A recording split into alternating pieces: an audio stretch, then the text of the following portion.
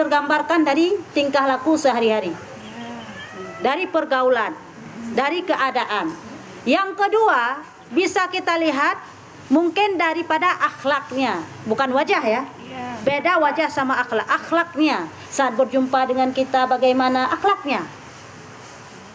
Kalau dalam hati kita sudah kita zan, sudah ijtihad kita, sudah berusaha kita mana yang baik antara A, B, C, yang mana yang baik. Maka sudah kita usaha antara A, B, C ini yang baik, kayaknya B nih. Kebetulan B yang kasih uang untuk kita misalnya. Misalnya. Tapi sudah kita ijtihad dalam hati. Mau dikasih atau tidaknya, tapi kayaknya ini yang tepat. Kenapa? Yang pertama akhlaknya, yang kedua agamanya ada, yang ketiga sikapnya sangat sosial. Misalnya, kita pilih dia nggak apa-apa itu. Tapi kalau misalnya yang baik kayaknya B, tapi yang kasih uang ke saya A misalnya. Ya, yang kasih uang A, yang baik B. Nggak apa-apa lah, saya coblos saja A. Kenapa? Karena dia udah kasih uang. Rashi wal murtashi finnar. Sogok dan penyogok dalam neraka. Kenapa? Karena itu merupakan sogokan. Kita memilih dia bukan karena dia itu orang baik menurut kita, tetapi karena dia sudah kasih uang. Bukan orang yang pantas, tetapi orang yang menjalankan jalan pintas. Ya, kasih uang ke jalan pintas hingga dianggap pantas. Nah, itu boleh itu ya. Jadi ini menjelang ini bukan kampanye. Tapi pilihlah sesuai isi hati, harus ada ijtihad dalam hati mana yang mana yang baik. Makanya jangan sembarangan ambil duit orang. Ambil terus pilih orang, jangan coblos orangnya. Ini pun salah. Ambil duitnya, jangan coblos orangnya. Bukan begitu. Itu sama dengan pengkhianat. Itu sama dengan munafik. Di depan dia kita baik, di belakang dia kita tidak baik. Ambil uangnya, jangan coblos uangnya. Tidak boleh juga. Ya,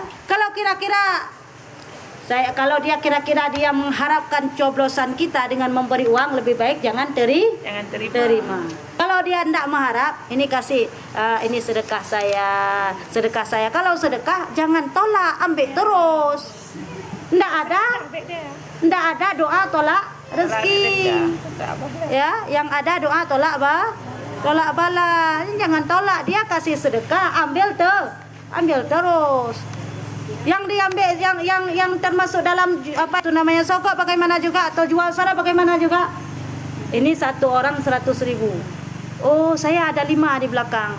Ada istri saya, anak saya ada 4. Ya, itu sama dengan sogok.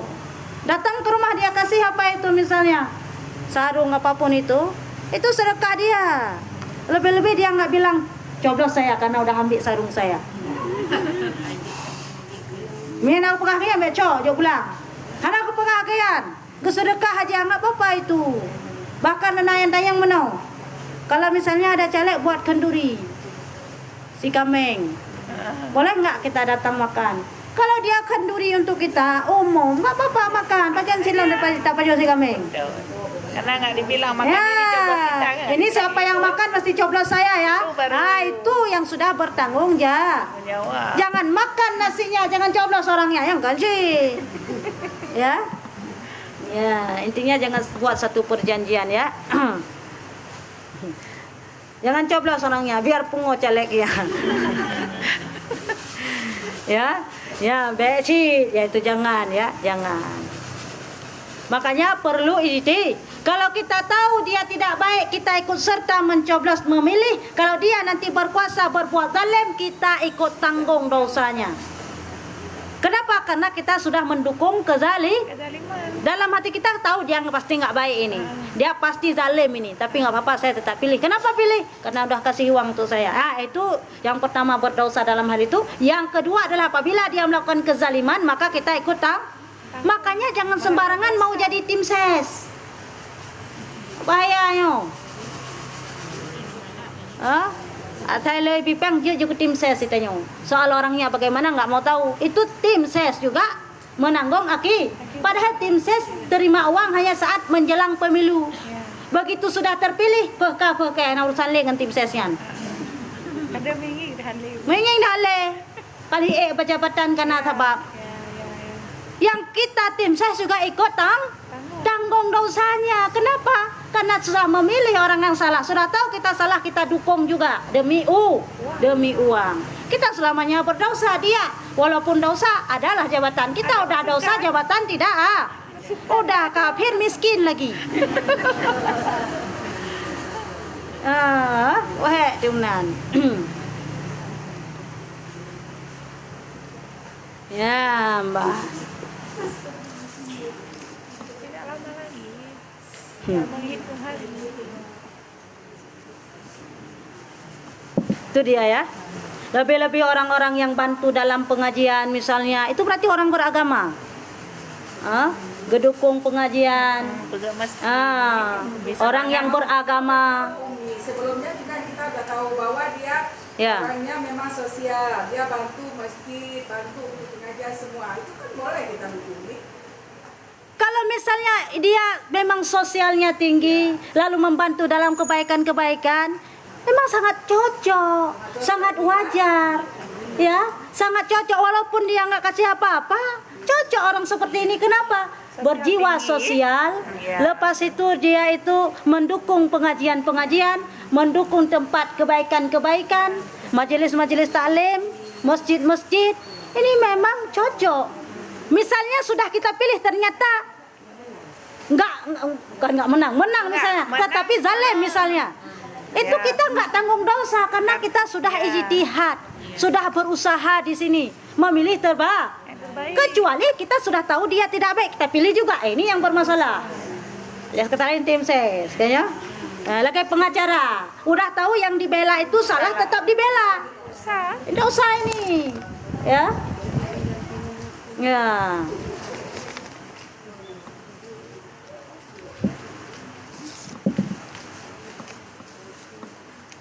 Maka harus ada ijtihad kita ya, usaha lebih baik apa itu salat hajat ya, salat istikharah sebelum pencoblosan itu.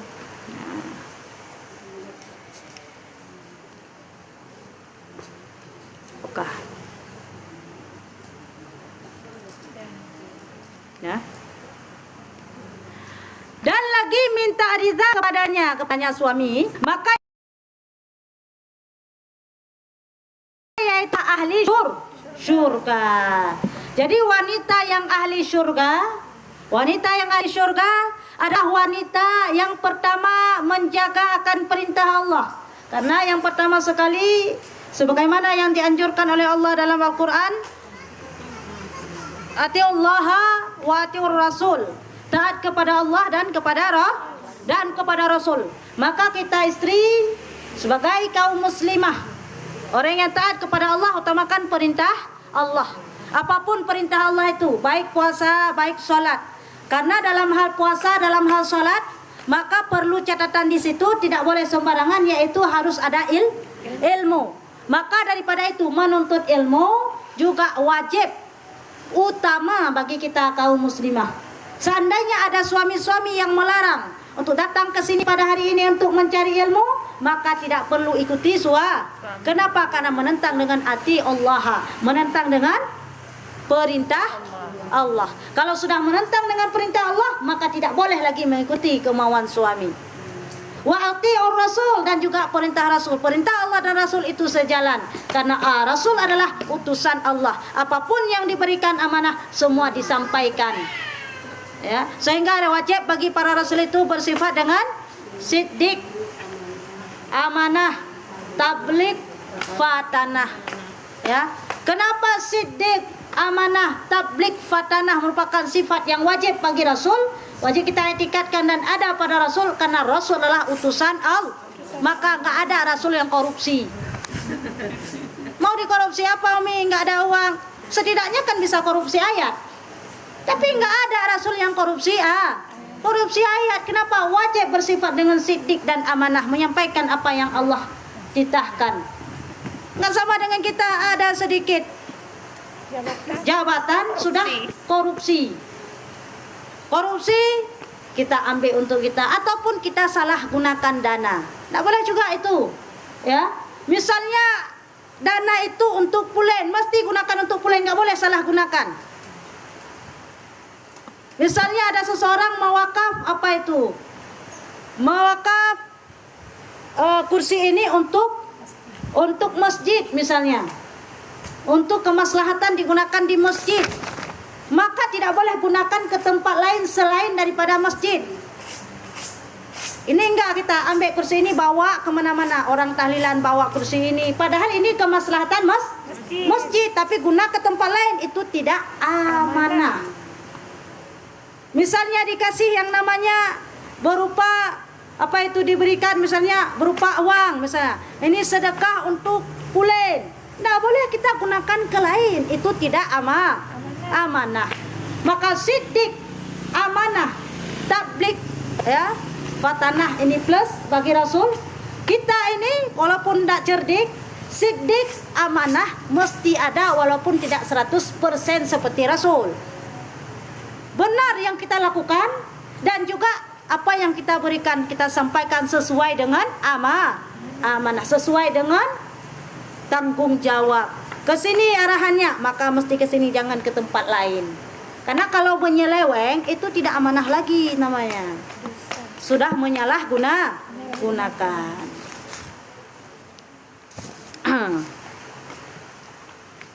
Itu dia ya.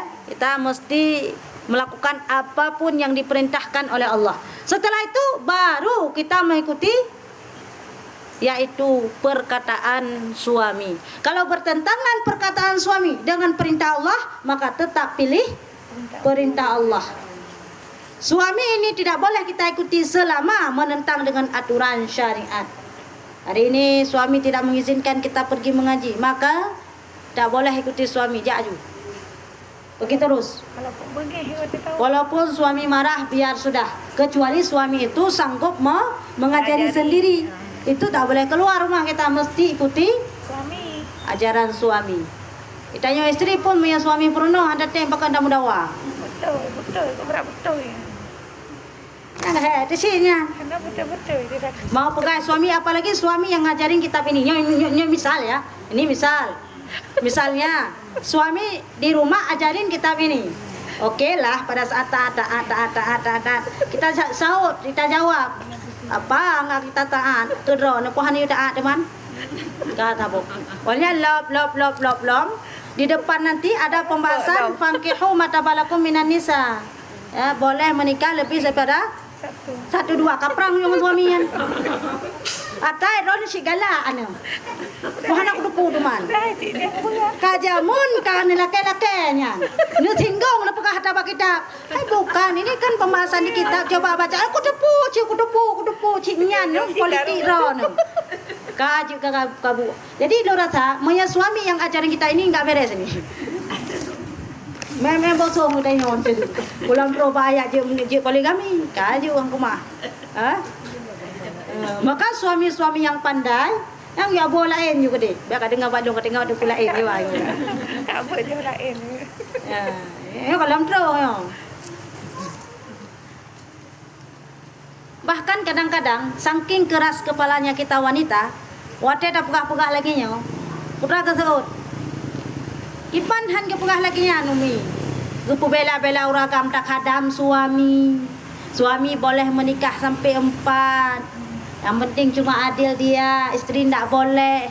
Kalau suami yang mengajak, kita menolak, kita nusyud. Kalau istri yang mengajak, dia tolak enggak apa-apa. Kecil angkat dulu yang menan teman. Sebab yang karang kitabnya laki-laki. Ya, enggak begah. Saking egoisnya kita. Sebab yang karang kita itu ulama, laki-laki. Ya jelaslah bela diri.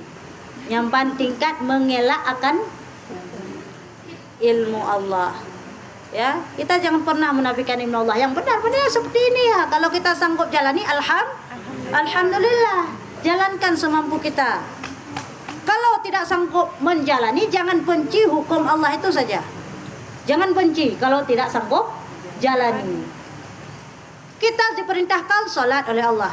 Sanggup salat, alhamdulillah. Enggak sanggup salat, jangan menafikan perintah Allah. Jadi kufur nanti. kafir, keluar dari Islam. Ini sama juga, ya. Karena setiap yang dikarang oleh ulama ini tidak asal-asalan.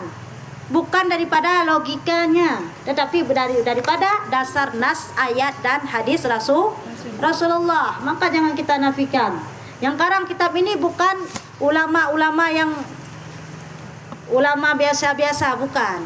Tapi memang ulama yang sudah sangat paham akan ilmu. Makanya mengarang satu kitab untuk jadi pedoman bagi kita yang awam. Biar dapat kitab ji. Salah. Ya, ya.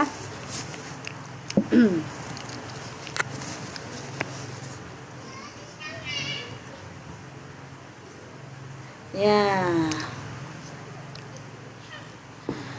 Dan tersebut di dalam Tuhfah bagi Syekh Ibnu Hajar dan di dalam Nihayah bagi Syekh Ramli, apabila lahir tanda durhaka seperti kasar jawabnya, kemudian daripada lembutnya, dan masam mukanya, kemudian daripada bersihnya, dan berpaling, kemudian daripada berhadapan, kemudian berhadapannya, maka mengajarlah ia akan istrinya hal keadaan menakuti akan dia siksa dunia ini dengan palu. Titik. Tersebut dalam kitab-kitab besar, dalam kitab Nihayah, dalam kitab Tuhfah karangan daripada Syekh Ibnu Hajar, dan dalam kitab Nihayah karangan daripada Syekh Ramli, yang bahwa jika ada wanita yang zahir nampak nusyud, yang mana dikatakan zahir nampak nusyud, kalau dulunya dia bermanis muka, senyum selalu, tetapi ketika dia marah dia cemburut. Bermakna cemburut itu satu nusyud. Kenapa cemburut bisa jadi nusyud? Karena dia memang dasarnya dia tidak cemburut, manis mukanya. Lain halnya memang cemburut selalu, nggak pernah senyum. Maka pendandro. Wajahnya. Wajah Bim Nohan. Gak ngeburuk yang menang tapi. Ya wajah ada kemenan. Itu tidak dikatakan no. Ini kita kan kalau misalnya baru kajian kan kita senyum-senyum. Abang senyum-senyum. Begitu udah lama nggak ada uang. Nah, itu no. Itu no shoot. Ya. Masam muka kemudian bersih. Maksudnya apa? Sebelumnya dia sebelumnya tersenyum-senyum. Begitu marah cemburut itu nusyud. Walaupun tidak merepet, hanya cemburut saja nusyud. Ataupun dia itu dulunya lembut, sekarang tidak lembut lagi, udah kasar. Apalagi akhir bulan, itu cuci piring sudah tangting di belakang. Kenapa? Karena tidak enak hati. Uang tidak ada, belanja sudah habis. Ya, beras sudah mau habis. Jadi itu nusyud, walaupun kita tidak marah pada suami. Tabah beran kede bak pinggan takai. Otera pinggan perang pring tanda bengeh. Otera semampu prak aju. Itu adalah zahir tanda depan suami. Kalau nak suami dengan geduk, kau suami lah gede hai. Itu no shoot, ya. Ataupun berpaling kemudian berhadapan. Kalau misalnya kita lagi senang hati, peluk sama suami saat tidur. Kalau lagi benci, marah, bawah badan, ya. Kita membelakangi itu nusyud. Makanya ada dalam satu surah bahwa berdosa kita wanita kalau tidur membelakangi suami kan. Maka timbul pertanyaan, bagaimana kalau kita kasih ASI untuk misalnya untuk bayi, kan mesti belakangi apa nusyud. Itu tergantung nanti keadaan lagi. Suami rida atau enggak, ya rida lah anaknya sebelah sana. Kami biasanya tidak menan, ane udah binti. Mai tengok. Suami belaran dong. Ane mi belara deh, sinya belara deh. Hana tapi ni buat tengah kan? Hana kan? Hana. Nah. Ya, kau bengeh ada dapat mi nusut. Karena kalau enggak marah anak di samping Anak paling pojok. Samping dinding. Iya. Namanya samping kenor huyum samping dinding. Begitu marah anak itu nusuk.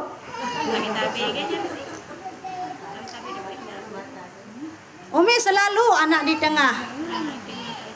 Jadi suami sebelah sini, kita sebelah sini, anak di tengah selalu memang begitu. Apakah si suami Rita akan demikian? Kalau dia tu anak buku. Si Uro mungkin Rita, 2 euro, 5 euro. Minggu dah. Pasti hatinya tidak senang. Ya. Hana kemesraan, dia. Ya, bengeh suami. No. Shoot. Nusyuk. Tapi Umi kalau memang kita berhadapan kadang-kadang kan nggak bisa tidur kalau nggak nyala dong memang ya Umi berhadapan ya gitu. Ini sekarang masalah jadi nusyud atau tidaknya tergantung keadaan. Ada nenek-nenek, kakek-kakek misalnya, tidak pernah tidur bersama lagi. Nenek di kamar depan, kakek kamar belakang. Apakah itu nusyud? Kalau keadaan memang demikian nggak nusyud. Hana bunga yang biasa mentang malam betoto, pakon. Lo dengar gaduh nak tunggu pelah hari malam. Oh ngoro. Ya, hanpah sih, nggak apa-apa. Tidur aja di sebelah sana, ya perle-perle dan tu yana perle ke dim tu. Long keno. Riza sama-sama Riza itu nggak apa-apa itu. Begitu juga tadi tidur membelakangi suami Rita karena kita kasih untuk anak, ndak apa-apa itu. Yang jadi nusyud kalau membelakangi suami, kalau itu suami marah. Kita marahan sama suami, sok kita paling badan. Nggak lagi berhadapan. Berpaling kemudian daripada berhadapan. Maksudnya apa? Kalau ndak marah berhadapan, kalau marah berpaling. Itu no. Itu zahir nampak nusyud. Kalau sudah zahir nampak nusyud, maka bagaimana hukum atas wanita tersebut yang sudah zahir nampak no? Dia dalam surah mana pada kan nusyud tu. Saat masa habis garam, garam udah habis bang, coba bang pergi ke toko kios sebelah beli sebentar. Allah aku meja dia kajak kaju. Pasti kita masa muka ya. Dengar dekat tamagung kayak teh aplung tirai le. Bengeh dia. Masa muka kita itu no nusyud. Mati ulah semalam pada nusyud. Ini hal yang kecil ini. Karena cemburut. Masa kan urusan laki-laki. Betul. Masa itu adalah tugas laki-laki. Kita sudah membantu, jangan nggak ikhlas. Ada pahala. Ya, nggak ikhlas saja, bukan cemburut wajah. Itu nggak ada hilang pahalanya. Cemburut wajah karena masa nusyud. Sama halnya kita keluar rumah, kita PNS mencari rezeki. Keluar rumah cari rezeki, apakah tugas kita istri? Bukan, kita keluar rumah. Istri suami rida nggak masalah. Tapi kita keluar rumah, suami tidak rida, maka nusyud juga itu. Ya. Walaupun bukan tugas kita, tugas suami, cari nafkah tugas suami. Kita keluar rumah, suami nggak rida lagi. Kita PNS misalnya, suami nggak rida lagi, kita tetap nusyud. Walaupun kita bantu nafkahi keluarga, tetap kita nusyud. Karena tugas kita melayani menghadam suami. Di ketika zahir nampak nusyud pada diri kita dengan hal-hal zahiriah nampak seperti itu, maka sikap yang mesti diambil oleh suami yaitu mengajar istri tersebut, mendidik istri tersebut. Dek, udah nusyud itu. Apa nusyud? Iyalah masa muka. Nggak boleh gitu. Yan ada dengar lagi yang mengebegah suami. Ada dengar ada dengar lam ya. Pertama bunga ada. Mia bunuh bacut cemburut ketika diingatin seperti itu tambah cemburut. Dong lagi yang kadang rawan sih. Tambah cemburut. Kalau demikian adanya, maka ndak mempan dengan mengajari secara baik-baik, maka mesti menakut-nakuti. Maka aja perulakan segala jaga berima. Di mana yang menakut-nakuti dengan akan dia siksa dunia itu dengan palu. Maknanya apa? Menakut-nakuti istrinya laginya mentok tampar ya. Tapi baik tampar. Ini suami sekarang nggak gitu dia. Seiring dengan bicara langsung Berjalan. jalan tangannya tampar terus. Ini salah juga. Ini cuma menakut-nakuti dengan palu-palu ini, maksudnya memukul. Tapi bepoh cuma nakut-nakuti yo kupoh kentu. Ya. Jangan langsung pukul. Kalaupun mau pukul ada aturannya nanti ke depan. Aturan memukul istri jangan sembarangan. Kalau memukul mesti mengikuti aturan-aturan syariat. Tidak seperti sekarang kalau pukul istri langsung tampar. Lebih-lebih lagi kadang-kadang ada yang tonjok-tonjokan. Itu tidak boleh. Itu berdosa ya. Ya, jadi menakut-nakuti hal duniawi kalau kita dapati istri itu nusyud. Bagaimana hal duniawi itulah pukul. Ya, itu yang pertama.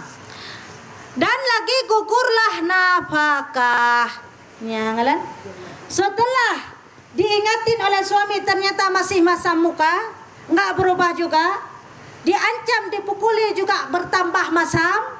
Aci menuju depa kantor polisi besar. KDRT ya. Tambah menjadi-jadi sikap nusyudnya, maka dari itu adalah gugur hak nafkah. Kalau tadinya dia wajib memberikan nafkah makanan untuk istrinya, maka gugur tidak wajib lagi. Apakah suami berdosa? Tidak berdosa. Besok misalnya si istri masih marah, maka besok juga gugur nafkah. Lusa masih marah, lusa juga gugur nafkah. Sebulan marah, sebulan gugur nafkah. Bunga-bunga doa juga. Suami yang paham ini nggak akan kasih kita nafkah. Yang kasih nafkah walaupun kita cemberut itu suami yang bodoh. Malah, boleh suami carang, suami bodoh? Suami bodoh. Bodoh. Mak gebi lah pembengek. Ya, yang bodoh untuk membiak cara-cara tak pakai jerat demi yang cara. Betul mi. Jerat demi yang cara. Kita nusyud nggak berubah sudah diingatin, biarlah hari ini tidak dapat nafkah, nggak dapat jatah makan. Mau makan apa terserah. Apakah ada usaha suami? Tidak ada usaha. Jerat. Itu tingkat masa muka, bukan lain. Tambah lagi lain. Mudah suami Cina, walaupun demikian tetap ngepongkot. Kadang-kadang nak dengar cerita, ambil ikan, kecongkot, ulikok mau kedai bak tring kedai siap re. Nyambut promo. Itu nusyud. Ya apa ya kira nafkah. Kita suami nggak ada usaha. Istri kalau sudah tidak diberikan nafkah tambah marah, itu barang tentu. Itu hukum alam itu. Ya kan? Tambah marah ya kan?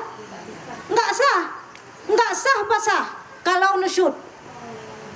Karena memang aturannya begitu dia. Nggak wajib tanggung nafkah atas istri nusyud. Kalau dia pisah gara-gara itu, ndak sah pasah. Kalau pasah ndak sah, haram menikah lagi. Dia masih suami istri istri orang.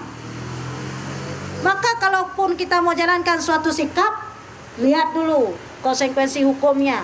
Jangan sembarangan. Kebanyakan ini istri-istri nusyud, saat suami tidak memberikan nafkah, 1 hari tidak diberikan, 2 hari, 3 hari, mungkin sampai berbulan, bertahun. Karena tidak diberikan nafkah, maka dia mengadu ke hakim. Padahal alasannya suami tidak memberikan nafkah karena sikap istri nusyud, maka gugur hak nafkah. Suami yang paham, ketika dipasah oleh istrinya dengan alasan tidak diberikan nafkah, maka datanglah ke hakim, datanglah ke mahkamah. Aduh bahwa saya tidak memberikan nafkah karena dia nusyud, bukan karena apa-apa. Nyan ke suami.